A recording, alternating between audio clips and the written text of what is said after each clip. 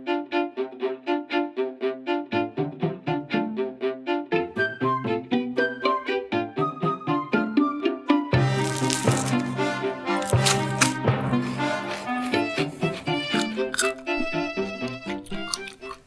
pouvant plus se retenir, elle se précipite vers le frigidaire et avale en moins d'une heure 2 boîtes de pâté, un pot de confiture de fraises, un pot de confiture d'orange, 3 tranches de jambon, un reste de nouilles froides, 6 yaourts, 3 harengs-sors, une boîte de cassoulet familiale, le tout accompagné d'1 litre de lait et d'1 litre de jus d'orange. Non, c'est pas une plaisanterie, c'est le comportement réel d'une personne atteinte d'une crise de boulimie.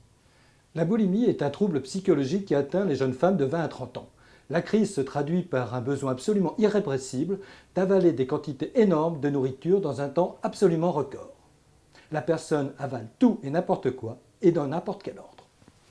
Ces crises se déroulent en général en secret car la jeune femme en éprouve de la honte à laquelle se mêle la hantise quasi obsessionnelle de prendre du poids.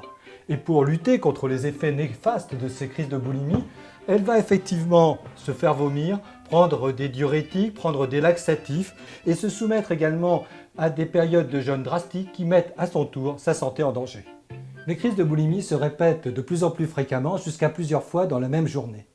La vie de la patiente oscille alors en permanence entre son désir compulsif de nourriture et son angoisse grandissante de grossir.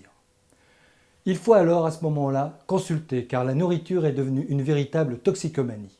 Une psychothérapie, associée ou non à des traitements antidépresseurs ou des traitements antisérotonergiques, peuvent permettre de contrôler efficacement la boulimie.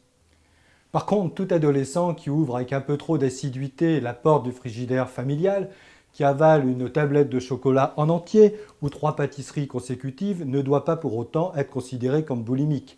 Il choisit uniquement les aliments dont il a envie, à la différence du boulimique qui avale tout sans distinction et surtout sans plaisir.